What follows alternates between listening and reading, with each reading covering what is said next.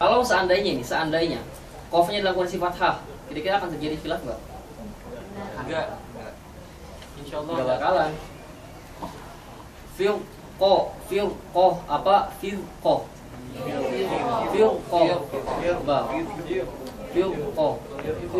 Setelahnya dhammah. Firqun. Nah, itu yang kedua. Jadi ro dia sukun diapit oleh dua huruf kasroh. Tin, dua-duanya benar. Kalau ini dalam kondisi nyambung ya. Nah, sekarang kalau dalam kondisi waqaf.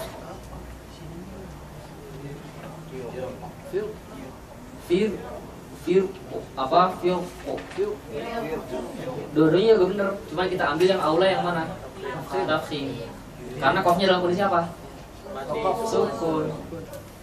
Sekali lagi, ketika dia diwasol, fakana kullu firqin ka qaudil azim.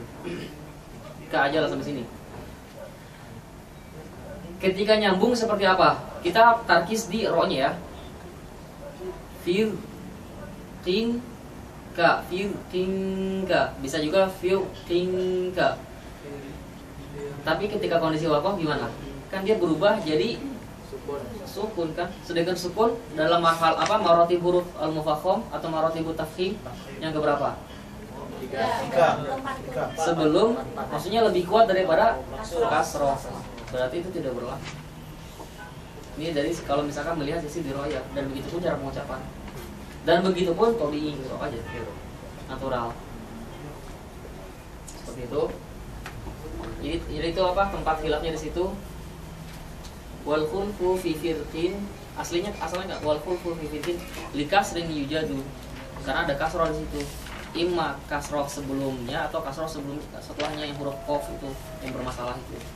Karena kalau qafnya dalam kondisi fathah, dhammah atau sukun nanti beda lagi. Tapi ini kasroh duanya. Wal khulfu fi firqin likasrin yujadu wa akhfi takriron idza tushaddadu. Ini lain lagi. Udah bukan tentang berbicara tentang masalah takfim takik, tetapi jelas atau tidak. Wa akhfi takriron. Akhfi, namanya akhfi apa? Samarkan kan? Samarkan. Ini menguatkan yang kemarin bahwasanya mengucapkan ro takrir. Walaupun takrir itu diketahui untuk dihindari, tapi bukan berarti dihindari itu yang ada mobil kuliah, tapi disamarkan. Dan khususnya dalam kondisi wa akhfi takriron idza tushaddadu, dalam kondisi syiddah. Contohnya apa? Ar-Rahman, bukan Ar-Rahman, dan yang lainnya.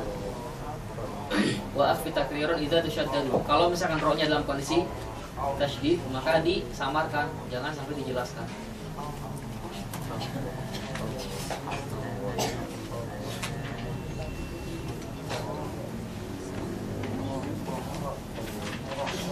Sekarang lihat halaman 46.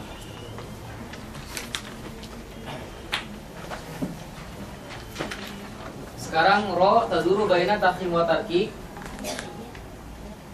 Yang pertama, boleh dua-duanya, tapi tafkhim aula.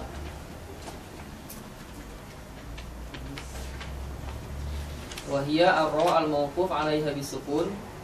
Sukunnya sukun arid ya jelas. Wa qabla harfu isti'la sakin. Wa qabla kas. Dan ini cuma ada satu aja.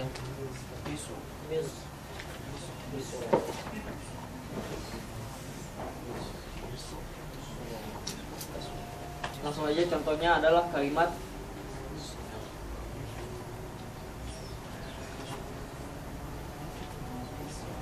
yang menyebabkan dia memiliki dua muka. Dia bisa tebal, bisa tipis, apa? isti'la. Ketika dia takik, apa alasannya? Sebelumnya kasroh, maka berarti boleh karena sesuai dengan kaidah. Ketika dibaca tafkhim, kenapa? Karena sebelum, mohon maaf, Kenapa dia dikatakan tarkik? Kenapa? Karena sebelumnya masuk kaidah yang keberapa tadi? Sukun, kasroh. Itu kaidah. Nah sekarang kenapa dibaca tafkhim? Karena apa? Karena sebelum ro ini jarang-jarang yang seperti ini. Sebelum ro itu huruf isti'la, itbaq pula. Yang lainnya ada nggak seperti itu? Coba kasih contoh. Nanti itu ada lagi nanti. Itu bab khusus. Contohnya kayak sihir. Sebelum ro apa? Huruf ha kan tipis. Bihr. Dan yang lainnya. Ketika antum ingin membaca udkhulu misro, kalau misalkan ini ro dalam kondisi sukun ya, kalau dalam kondisi harokat itu la khilaf, ro itu jelas harus dalam kondisi fathah. Apa? Tarkim. Kenapa? Karena ro-nya fathah. Fathah tadi kan sudah masuk kaidah yang 10 itu kan wajib tarkim. Jadi ini sekali lagi tarkis ya, benar-benar tarkis untuk bab ro ini. Sekarang ini jadi permasalahan ketika dia wakof atau membaca milso atau milsel. Wal aula tafkhim.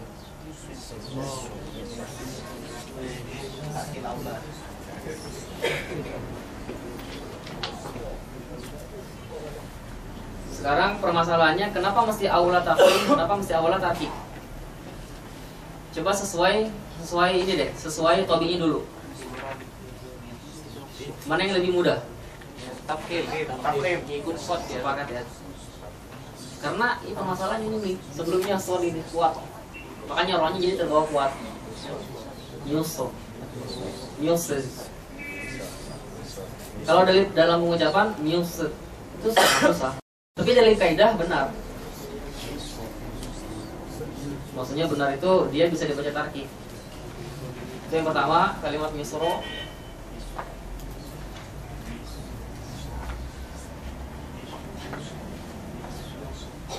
Sekarang kebalikannya, dia bisa dua tapi tarkib aula. Ada berapa kalimat di situ? Yang pertama apa? Coba bacakan. Apa? Kalimatnya aja. Kemudian yang kedua, yang ketiga, jawab.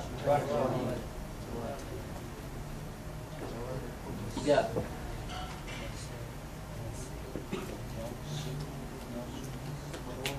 Sip. Kalau ini kebalikannya, ini sekarang tarkib aula.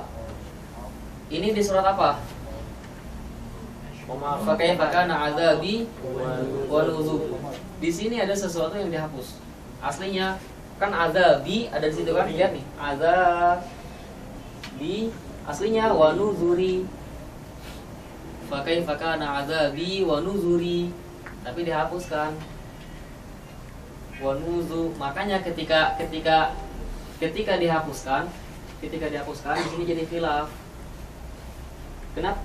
Ketika dibaca tafkhim, alasannya apa?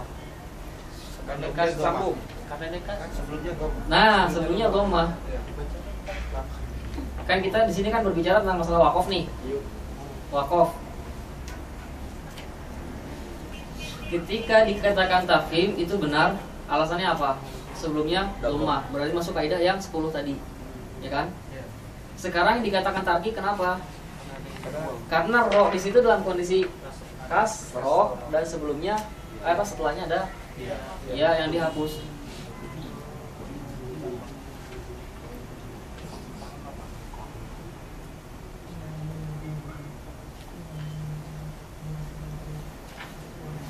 Seperti itu. Di surat apa ini? Itu yang pertama. Sekarang yang kedua, kalimat yes.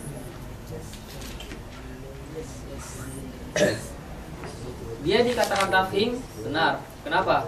Sesuai kaidah sukun, fathah. Ketika dikatakan tarkik, kenapa? Setelahnya ada Ya. Kalimatnya gimana? Walaili idza yasri. Walaili idza yasr. Bisa yasr. Yang mananya bisa dipilih. Tapi awalannya adalah yasr. Tapi kalau tafsir boleh? Boleh. Walaili idza yasri. Kemudian yang ketiga juga sama, jawari.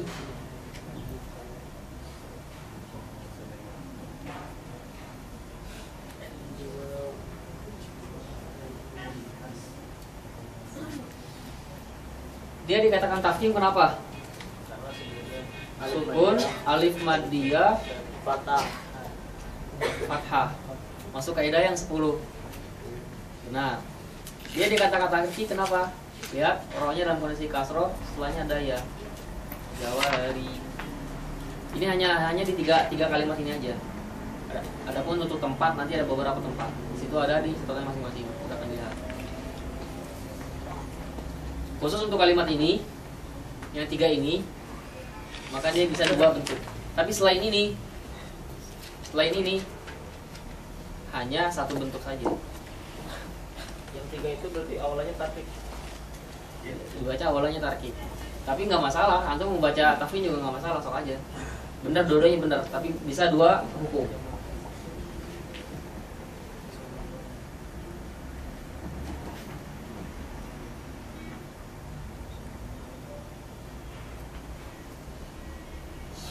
Kemudian juga kalimat fa'asri bi ahlika bi qit'in minal laili ila akhir. Kalimat fa'asri itu kan perjalankanlah mereka dalam malam hari, di malam hari. Aslinya fa'asri bi ahlika. Cuman karena keperluan i'rab, karena keperluan apa? Sorof, dia hapus fa'asri bi ahlika. Maka ketika kita berhenti di situ gimana?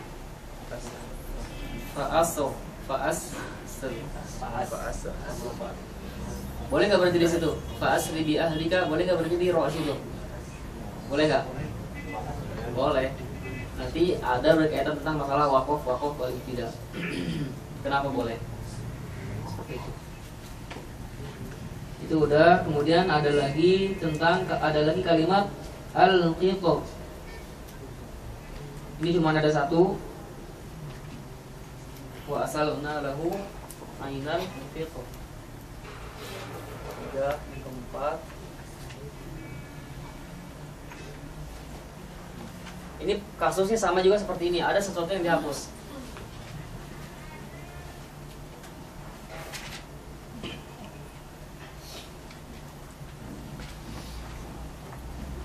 Mohon maaf, tidak ada. Bukan yang dihapus. Kita lihat dulu sekarang, Dia katanya boleh 2 kondisi. Dia bisa boleh tafkhim, boleh tarkik. Dia di situ maksudnya roh ya. Kenapa? Yang pertama, kenapa tafkhim? Kenapa tafkhim? Kaidah sebelumnya istilah ada nggak tadi di yang 10? Sebelumnya huruf istilah nggak ada. Lihat, sukun, kasroh. Berarti ini kan gini kan, al-fiqh.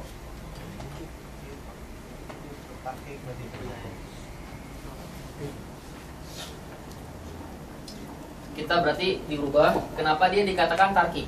Katanya dia yang pertama tarkik. Artinya dia boleh 2 bentuk. Berarti dia boleh tafkhim, boleh tarkik. Sekarang kenapa yang asalnya dulu, yang sesuai kaidah dulu? Sukun sebelumnya kasroh, berarti dia tarkik. Nah, sekarang kenapa dia tafkhim? Karena ini juga sama, jarang-jarang ro sebelumnya huruf isti'la, itbaq pula. Ini untuk kita mempelajari, mengetahui kalimat-kalimatnya aja. Jadi kalau ketemu kalimat ini, atau ada lagi nih di Al-Quran, kalau misalkan ada selain ro yang sebelumnya huruf shad atau to, ada lagi nggak?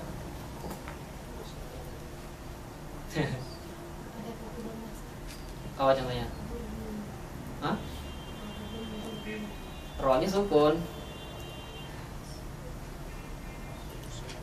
Kalau misalkan